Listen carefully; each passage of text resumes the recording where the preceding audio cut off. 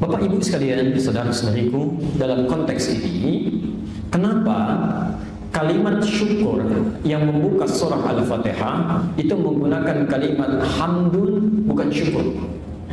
Menggunakan kalimat hamdun, hamdulillah, bukan syukur. Hal yang paling mudah dipahami, Allah ingin memberikan kita pelajaran yang sangat besar, bahwa Allah Subhanahu wa ta'ala memberikan nikmat yang sangat luas, sangat besar kepada kita, yang dari sekian nikmat itu, mohon maaf, kadang-kadang kita merasa tidak diberi. Ya. Saya ulang, karena sekian banyaknya diberikan, ya, kita tidak sadar dengan pemberian ini seakan-akan merasa tidak diberi. Ya. Contoh,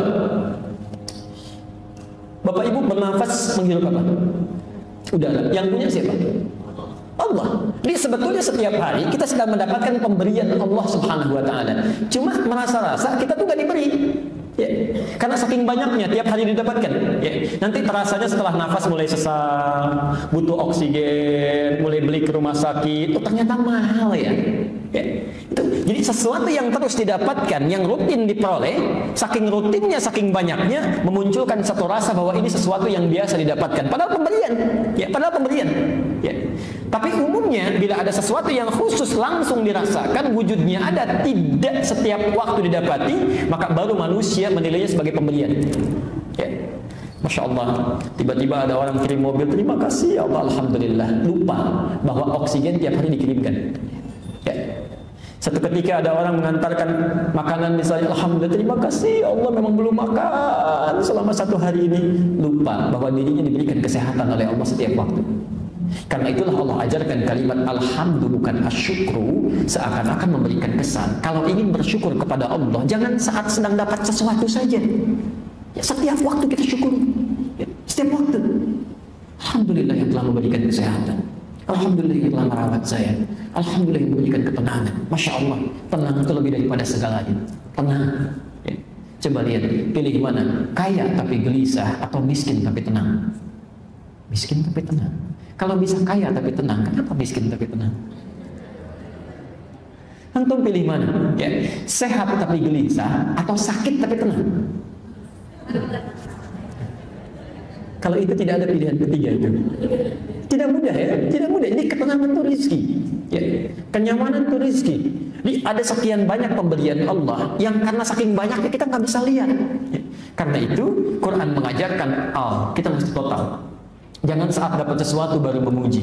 Ya, fa ammal insanu idza mabtalahu fa akramahu wa na'amahu fa yaqulu rabbi akraman. Duh, manusia itu kalau sedang Allah muliakan, dilancarkan rezekinya, diberikan kenikmatannya, dia mengatakan Allah begitu memuliakan saya, alhamdulillah. Wa amma idza mabtalahu faqadara alaihi rizqahu. Itu indahnya. Ya. Kata Quran, manusia jika kami tambahkan padanya rizki mereka, kami berikan, mereka mengatakan Allah memuliakan saya. Tapi jika saya cukupkan rizkinya, Masya Allah, tambah lawannya apa? Tambah lawannya kurang. Kalau Quran itu rekayasa seorang manusia, seperti tuduhan sementara orang mengatakan Quran buatan Nabi, tentu pola pikir manusia akan masuk di situ. Ya. Tambah lawannya kurang, maka ayatnya akan berubah. Wa amma idza mabtalahu fanaqassa alaihi rizqahu. Ya. Maka jika Allah mengujinya lalu mengurangi rizkinya, ya, tambah lawannya kurang. Tapi lihat, karena Quran itu firman Allah, bukan rekayasa manusia, maka bahasa ketuhanan berlaku di situ. Faqadara, maka Allah cukupkan rizkinya. Jadi ternyata Allah tidak pernah mengurangi rizki. Tidak pernah. Yang ada itu cukup. Cukup. Baik. Antum kerja modal 10 juta. Ya, ibu kerja modal 10 juta. Pertama, kuartal pertama misalnya dapat keuntungan. Jadi yang didapatkan 20 juta. Untung lebih. Berapa untungnya? 10 juta. Terus bertahan selama setahun, 20 juta, 20 juta. Kemudian bulan berikutnya dapat 15 juta. Berkurang bertambah. Tuh, bahasa manusia selalu berkurang ya. Padahal modalnya cuma 10 juta. Ya. Oh, kita ada pengurangan tuh. Padahal masih nambah itu. 10 juta masih untung 5 juta, dianggap kurang juga. Ya. Yang paling hebat kadang-kadang Allah cukupkan. Sudah, hari ini kamu nggak untung, cukup 10 juta saja. Ya. Bukan mengurangi, karena menurut Allah yang itu belum kamu pakai. Ya. Kalau kamu nanti dapatkan tambah sibuk, capek difikirkan, capek dirinci, capek dihitung, yang lain jadi berkurang. Amal-amal kebaikan karena sibuk dengan dunia, akhirnya amal-amal yang baik jadi berkurang.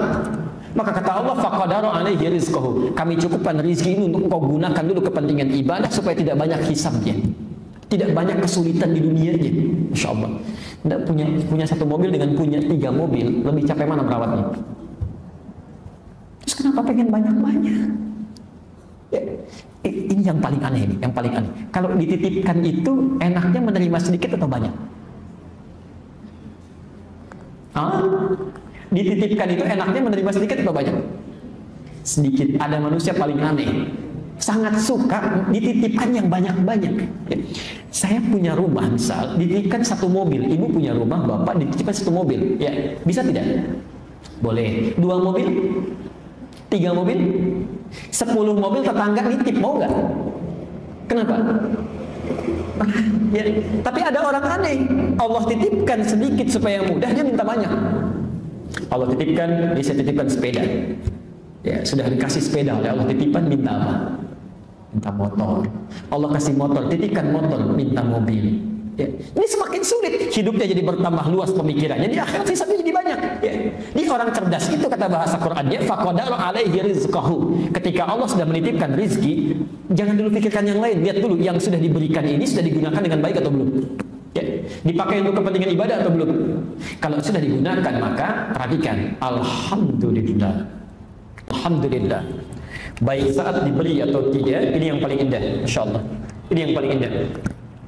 Kalau seseorang sudah merasa kebutuhannya digunakan untuk kepentingan Allah Subhanahu wa taala, satu dia tidak merasa memiliki, ya, tapi sebagai titipan saja.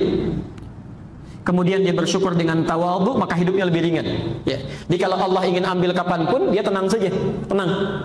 Pakai sendal 1 kali, tiba-tiba ke masjid sendalnya hilang, bisa. Ya. Dia tahu tugasnya cuma ikhtiar mencari dulu saja, dia cari, sudah tidak ketemu sudah. Sendal milik Allah, kapan Allah mau ngambil silahkan. Barangkali kalau diambil sama pencuri, jatah pencuri itu kan yang haram. Pencuri itu rezekinya yang haram, Bu. Jadi nggak usah dipikirin. Ya, tugas kita itu mencari saja. Kalau sudah tidak didapatkan, berarti ada sesuatu yang Allah ingin keluarkan dari dalam diri kita. Ya. Yang punya Allah sudah selesai. Tugas kita mencari sudah selesai, maka saat itu nanti muncul dalam diri kita, kita akan lihat ayat selanjutnya nanti apa yang kita dapatkan. Ya. Tapi ikhtiar mesti dilakukan dulu ya. Maka kalau ibu misalnya semua serba karena Allah, ikhlas, ya repot nanti kehidupan. Ya. Parkir di masjid al-istiqamah, nyimpan mobil hilang, semua karena Allah dan sudah punya Allah, nggak apa-apa, sabar. Enak pencurinya itu. Ya. Besok bawa motor hilang lagi, besok bawa yang lain hilang lagi, itu repot ya.